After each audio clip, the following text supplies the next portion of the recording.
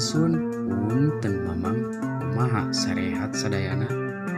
Oke, kembali lagi bersama saya Ujang Serepet yang akan membahas alur cerita film yang berjudul Rider of Justice tahun 2020. Yang mana ada seorang bapak pasukan khusus yang mengambil cuti dari militer demi membalaskan dendam kematian istrinya kepada barudak gangster paling dipikasieun di Denmark.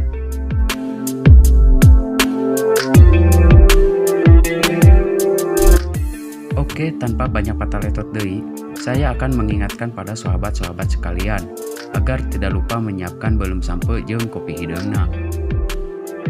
Dan saya tidak lupa untuk menagih bayaran parkirnya dari kalian semua dengan cara klik subscribe channel ini dan aktifkan loncengnya agar tidak ketinggalan video-video lainnya dari channel ini.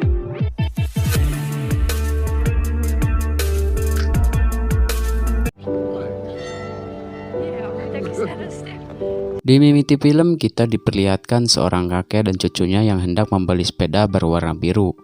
Namun saat di sana si penjual itu tidak mempunyai sepeda yang berwarna birunya, melainkan hanya ada sepeda berwarna merah. Pada akhirnya si penjual itu menyuruh si kakek untuk kembali lagi nanti, dan ia akan menyediakan sepeda warna birunya. Setelah itu, si penjual menelpon dan menyuruh anak buahnya untuk mencuri sepeda berwarna biru di area sekolah.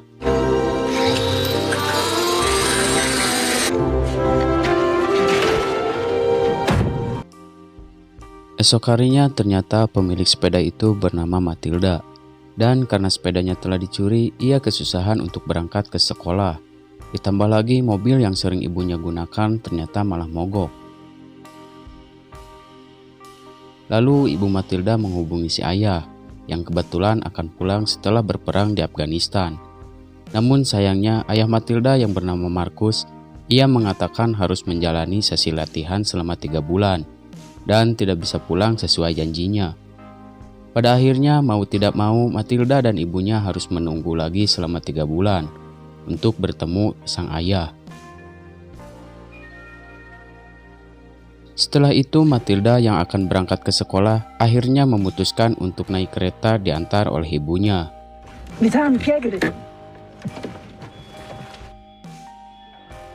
Singkat waktu, scene pun berpindah. Kita diperlihatkan dua pria yang bekerja sebagai marketing di sebuah perusahaan. Pria itu bernama Otto dan temannya bernama Lennart. Namun karena Otto dan Lennart tidak mencapai target perusahaan, pada akhirnya mereka harus dipecat pada hari itu juga. Det betyder klumpfod. Min fars søster i Horsens lider af. Nej, overhovedet ikke. Scene berpindah terlihat Otto yang sedang menaiki kereta untuk pulang. Di sana ia melihat seorang pria yang membuang makanannya yang padahal belum sama sekali ia makan. Lalu Otto juga melihat seorang pria bertato yang cukup pikasieun berada juga di kereta itu.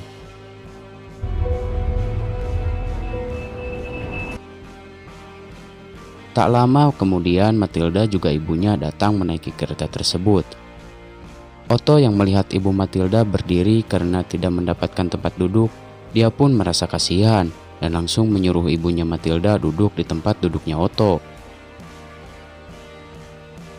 Ketika kereta itu berjalan, tiba-tiba sebuah kecelakaan menimpa mereka. Ibu Matilda dan orang-orang yang sedang duduk di sampingnya harus tewas mengenaskan.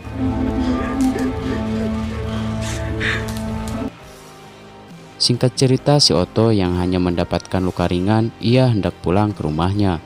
Namun ketika berjalan, ia melihat Matilda yang sedang ngalamun shock akibat kepergian ibunya.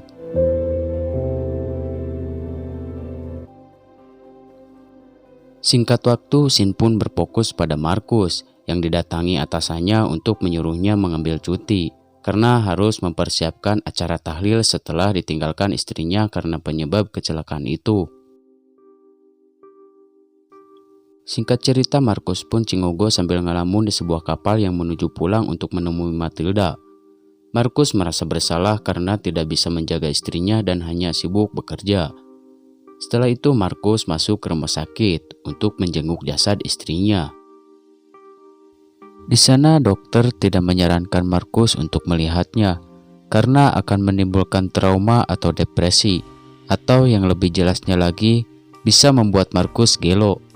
Namun Markus tetap kekeh ingin melihat istrinya untuk yang terakhir kali.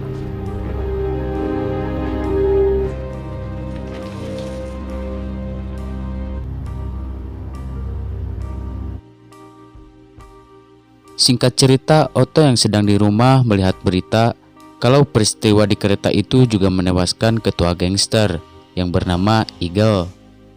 Otto yang mengetahui bahwa gangster Eagle adalah musuh bebuyutan gangster Justice, dia berspekulasi bahwa peristiwa di kereta itu bukanlah kecelakaan, melainkan peristiwa disengaja. Teu butuh mikir panjang deui, Otto langsung mendatangi kepolisian dan mengatakan semuanya. Otto juga sempat melihat ada seorang pria yang membuang makanan yang belum sama sekali ia makan, dan orang itu keluar sebelum kecelakaan itu terjadi. Di sini polisi yang mendengar semuanya hanya beranggapan kalau Otto sedang mengarang. Lagi pula tidak ada bukti apa-apa untuk menuduh gangster Justice melakukan hal tersebut. En Johnny Juice sandwich koster 58 kroner. Singkat waktu, Otto bertemu temannya yang bernama Lenar. Otto meminta Lenar untuk membobol server kereta api, yaitu untuk mengetahui siapa orang yang membuang makanan lalu keluar sebelum kecelakaan itu terjadi. Otto sangat yakin kalau orang itulah yang membuat kecelakaan itu terjadi. Otto juga menganggap kalau para polisi tidak akan mengusut kasus tersebut dan akan tetap berdalih bahwa kecelakaan itu hanyalah kecelakaan biasa. Singkat waktu, malam pun cedem. Markus dan Matilda yang lagi ngecelakan Cipanon masih sangat merasa kehilangan atas kematian sang ibu. Markus sendiri selalu menyembunyikan kesedihannya agar Matilda bisa cepat melupakan kejadian tersebut.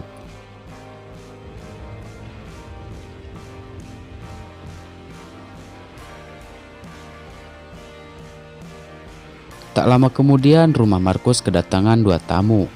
Markus bertanya bagaimana Otto dan Lenar menemukan rumahnya.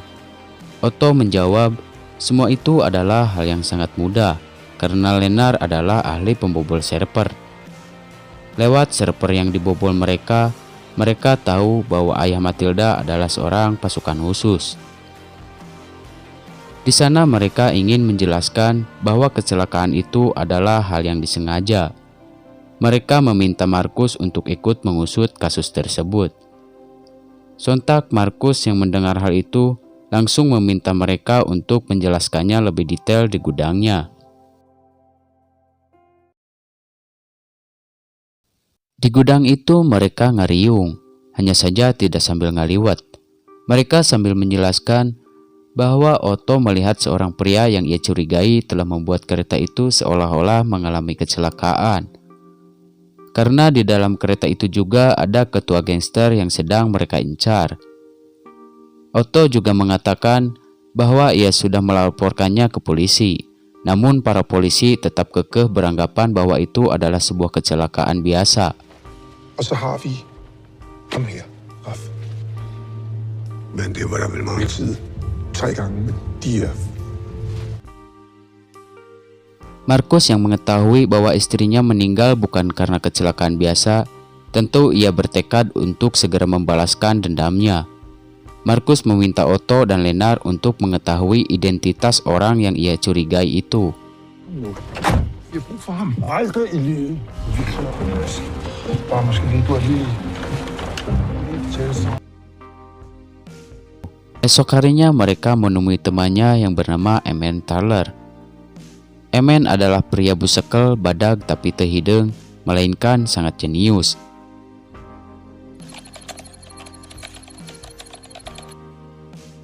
Seharian mereka terus mencocokkan data untuk menemukan tersangka di komputer Emen. Namun sayangnya masih juga belum berhasil. Hingga akhirnya Lenar menyuruh Emen untuk menurunkan tingkat akurasinya menjadi 95%. Namun Emen menjelaskan kalau standar tingkat akurasinya adalah 99% dan apabila diturunkan takutnya menjadi salah orang. Ja, det er du et, din fede gris. Så. Lennart tetap memaksa karena ia sudah sangat bosan menunggunya. Pada akhirnya Emen menurunkan tingkat akurasinya itu menjadi 95%. Dan ternyata mereka berhasil menemukan orang yang selama ini mereka cari.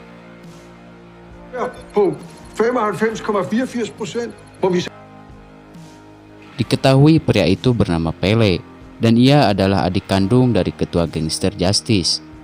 Mengetahui hal itu, Otto semakin yakin kalau motif kecelakaan itu adalah bentuk dari serangan gangster Justice kepada ketua gangster Eagle. Di sisi lain, Markus sangat marah karena Matilda pulang larut malam. Saat Markus melihatnya, ternyata Matilda sedang bersama pacarnya. Di sana Markus menyuruh Matilda untuk segera masuk. Namun pacar Matilda yang bernama Siri malah bebelek-bekan dengan berkata dasar psikolog bau tanah. Markus yang mendengar hal itu langsung berbalik dan...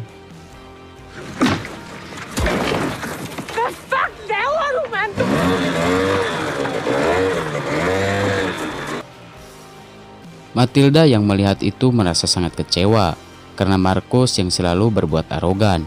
Di dalam rumah, Markus hanya bisa meminta maaf kepada Matilda atas kejadian tersebut. Jeg har gået i seng.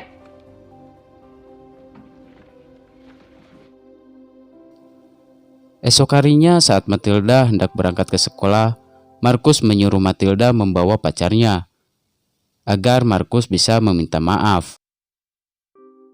Singkat waktu, rumah Markus kedatangan trio Cipau, dan di sana mereka menunjukkan identitas pelaku kejadian itu. Tak pikir panjang, mereka berempat langsung bergegas ke rumah Pele, yaitu adik dari ketua gangster Justice.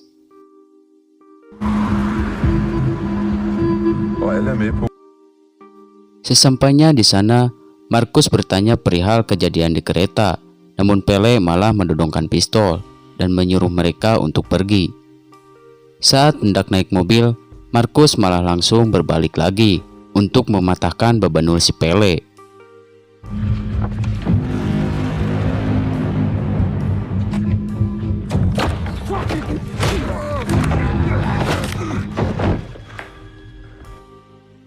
Otto dan kawannya sangat teruas karena melihat hal tersebut. Namun mereka takut sidik jari Markus bisa ditemukan polisi. Akhirnya Lennart hendak menghapusnya dengan menggunakan sabun colek. Dan si Emen yang sangat membenci para gangster malah terus menendangi si Pele yang sudah tak bernyawa lagi.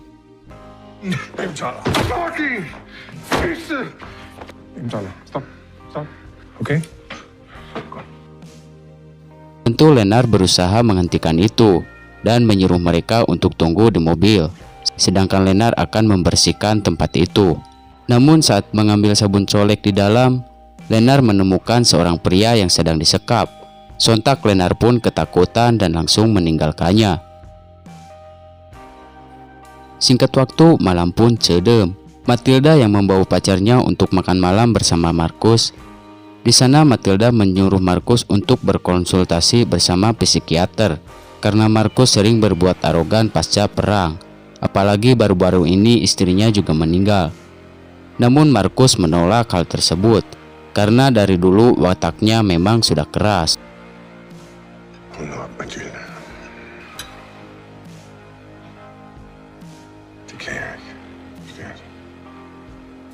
Setelah makan, Markus pergi ke ruang tengah untuk ngelempung sebatang jarum coklat. Di sana ia melihat berita tentang gangster Justice yang terus menghabisi orang tanpa belas kasih. Hingga saat itu juga Markus bertekad untuk membantai gangster Justice. Singkat waktu, trio Cipau pun diminta untuk berkumpul.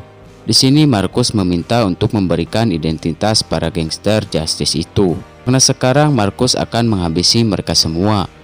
Lennart dan Emen langsung setuju untuk membantu, namun Otto sepertinya kurang suka karena mereka akan terlibat dengan pembantaian.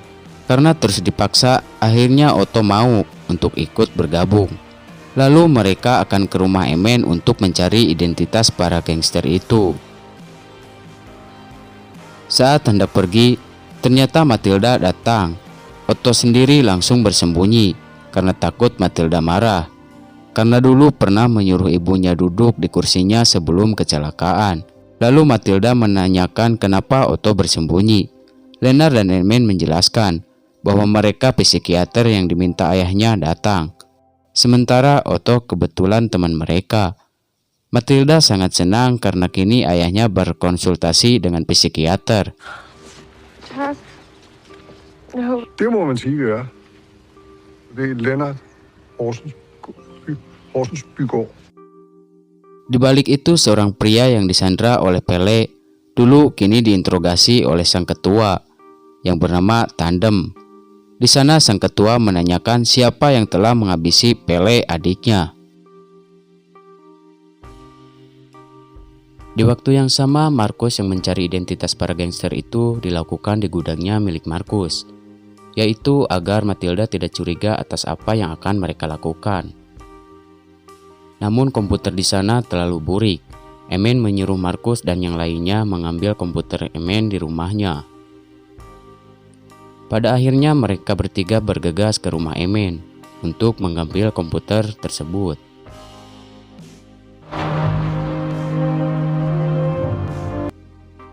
Namun saat sampai di sana, ternyata sudah ada gangster yang mengintai rumah Emin. Saat mereka masuk rumah, tiba-tiba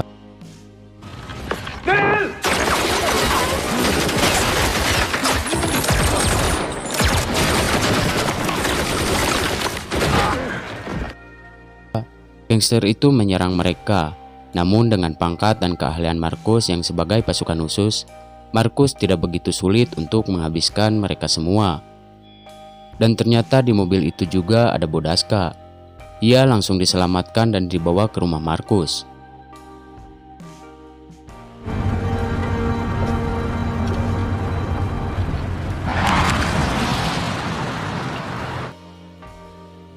Sesampainya di gudang Markus, mereka disuruh tinggal sementara agar mereka lebih aman dari serangan gangster tersebut.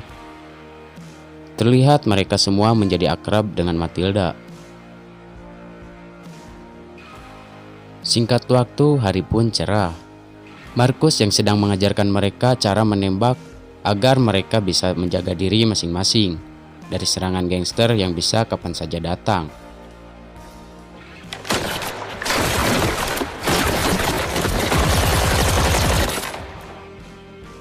Di sisi lain, para gangster itu sudah tahu bahwa Emin mempunyai teman dekat, yaitu Otto, dan sang ketua menyuruh mereka untuk mencari Emin atau Otto. Malam harinya Otto dan Matilda menjadi semakin dekat. Bahkan pada saat itu Matilda menyuruh pacarnya untuk memotret mereka untuk diabadikan di Instagram. Sementara Markus dan Emin kini berhasil meretas ponsel para gangster itu. Dan diketahui sebagian gangster itu akan berkumpul di sebuah bar.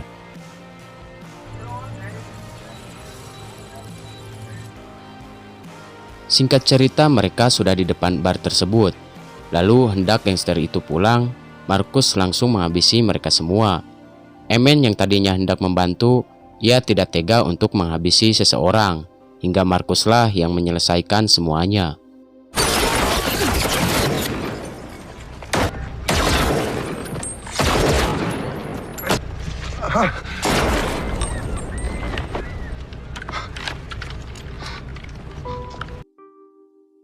Esok harinya ketika para gangster Justice sedang ngariung, salah satu anak mereka menemukan video Otto. Hal itu diketahui karena Matilda sudah mengupload video itu di Instagram miliknya. Kebetulan juga anak itu satu sekolah dengan Matilda. Di sisi lain, Lennart yang sedang berbincang dengan Bodaska. Di sana Lennart bertanya, kenapa Bodaska sampai disekap oleh Pele. Bodaska menjelaskan bahwa dirinya dijual ibunya untuk menjadi gigolo. Lennart juga bertanya, apa Bodaska tahu tentang kecelakaan kereta api yang menewaskan banyak orang. Bodaska menjawab, kalau semua orang di Denmark pasti tahu soal kejadian itu. Namun saat kejadian itu, ia sedang bersama Pele di Jerman. Mendengar hal itu, Lennart sangat rewas karena selama ini mereka salah orang Dan Pele beserta gangster Justice tidak ada hubungannya dengan kejadian kereta tersebut. Setelah Lennart memeriksa lagi di komputer, ternyata benar. Pele dan orang yang selama ini mereka cari ternyata berbeda. Kemudian mereka melaporkan hal tersebut kepada Markus. Tentu Markus sangat kecewa karena ia sudah salah menargetkan seseorang. Terlebih lagi kini ia harus berurusan dengan gangster yang paling ditakuti di Denmark. Dengan rasa kecewa, Markus langsung pergi ke kamar mandi dan ia ngamuk merusak barang yang ada di sana.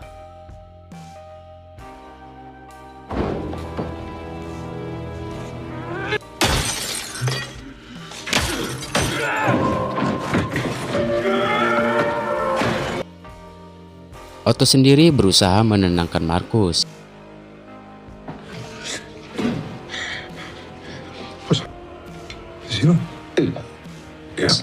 Diketahui orang yang selama ini mereka cari adalah orang yang bekerja di stasiun kereta api itu, dan ia adalah orang Turki yang bekerja di Denmark. Namun faktanya kejadian kereta api itu murni adanya kecelakaan biasa, tanpa ada yang menyabotase.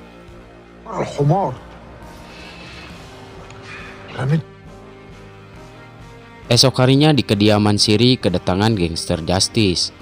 Mereka datang ke sana untuk mencari keberadaan Emen dan Otto. Siri yang terus dipotongkan jarinya akhirnya memberitahu di mana mereka berada.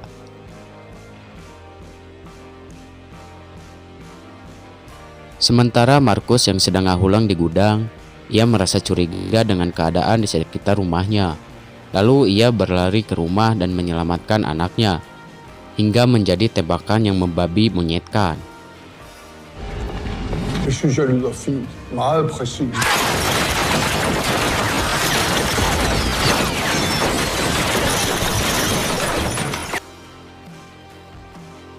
Markus yang terkena tembakan sontak menyuruh anaknya untuk bersembunyi di kamar.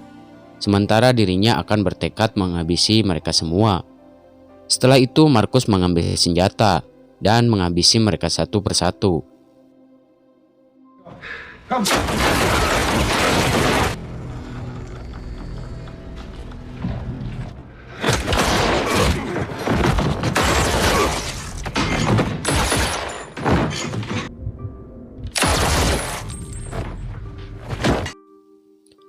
Namun sayangnya Matilda berhasil dibawa sang ketua gangster itu. Kemudian akhirnya Markus menyerah, karena kini Matilda dan Siri sudah ditahan. Markus pasrah dan meminta mereka untuk menghabisi dirinya. Namun hendak gangster itu akan menembak Markus, tiba-tiba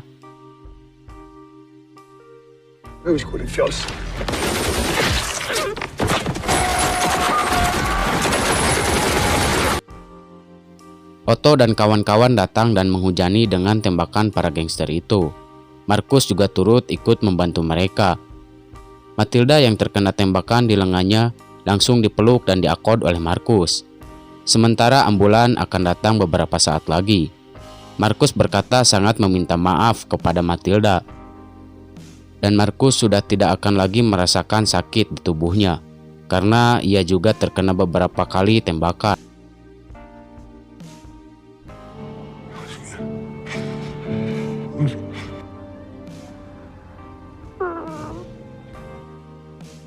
Tepat pada hari Natal, terlihat Markus dan yang lain sedang ngariung. Markus dan Matilda sudah menganggap Otto dan yang lainnya sebagai saudara mereka. Di balik itu, si kakek yang hendak membelikan sepeda warna biru yang kita lihat di awal film, kini mendapatkan sepeda itu dan diberikan kepada cucunya sebagai hadiah Natal. Yang padahal sepeda itu milik Matilda sendiri, yang dicuri sehingga membuat kekacauan ini terjadi.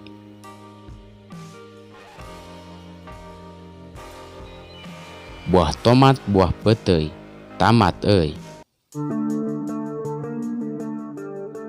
Pesan dari film ini adalah janganlah selalu mendengarkan omongan dari orang lain, karena kemungkinan besar dari omongan itu hanya akan menambah masalah yang sangat rumit. Oke, sekian dan terima kasih dari saya beserta tim jajaran Pohongolo mengucapkan jangan lupa untuk membayar tagihan rebahannya dengan cara subrek channel ini dan aktifkan lonceng notifikasinya. Salam duduluran, salam silaturahmi, dan dadah.